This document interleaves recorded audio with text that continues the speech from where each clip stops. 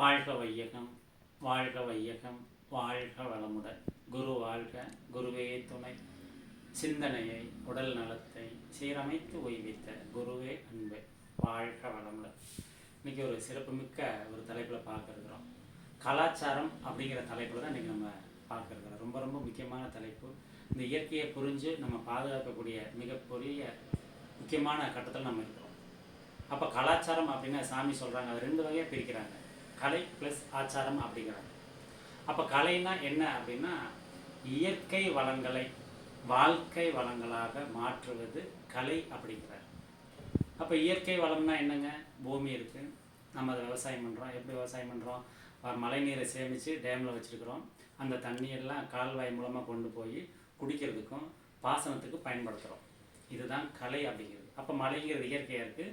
இயற்கையிலிருந்து கிடைக்கக்கூடிய அந்த தண்ணியை சேமிக்கிறோம். அந்த தண்ணியை சேமித்து நம்ம என்ன பண்ணுறோங்க?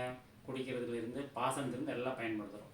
இப்போ பாசனத்தில் அதை நம்ம எப்படி பயன்படுத்துகிறோம்? நிலத்தை உழவு ஓட்டி அந்த களைகளெல்லாம் அகற்றி அந்த இயற்கையான நிலத்தை தூய்மை செஞ்சு நமக்கெல்லாம் என்ன தேவையோ அதையெல்லாம் பயன்படுத்தி வாழ்க்கைக்கு தேவையான அத்தனையும் பார்த்திங்கன்னா இன்றைக்கி உணவுலேருந்து எல்லாமே எடுங்க. எங்கேருந்து கிடைக்குதுங்க? இந்த பஞ்சபூதங்கள் இருந்தால் எல்லாம் இயற்கையில் இருந்தால். அப்போது இயற்கை வளங்களை நமக்கு தேவையாக உருமாற்றுவது கலை அப்படிங்கிறார் சாமிஜி. இதெல்லாம் மாற்றுறது தான் கலை, வேற ஒன்றும் இல்லைங்க. அப்போது ஆச்சாரம் அப்படின்னா சாமி என்ன சொல்கிறாங்கன்னா, இந்த இயற்கை வளங்களை எந்த அளவுக்கு நமக்கு வாழ்க்கை கொடுக்குதோ அந்த அளவுக்கு அதை நம்ம பாதுகாப்பாக பராமரிப்பது தான் ஆச்சாரம் அப்படிங்கிறாங்க. இன்றைக்கி காற்று மாசு அடைஞ்சிருச்சுங்கிறாங்க. நிறையா குடிக்கக்கூடிய தண்ணியில் நிறைய சாயம் கலந்து அதெல்லாம் இன்றைக்கி நிறையா பாதிப்பை கொடுக்குதுன்னு சொல்கிறாங்க. அப்போ இயற்கையை நம்ம பாதுகாக்கிறதுக்கு எந்த அளவுக்கு தவறணுமோ அந்த அளவுக்கு துன்பங்களை நோக்கி நமக்கு வந்துக்கிட்டே இருக்கும். அப்போ கலை ப்ளஸ் ஆச்சாரம்னா இயற்கை வளங்களை எந்த அளவுக்கு பாதுகாத்தா நம்ம நல்லா இருப்போமோ அது மட்டும் இல்லைங்க, பின்னாடி வரக்கூடிய சந்ததிகள் நல்லா இருப்பாங்க.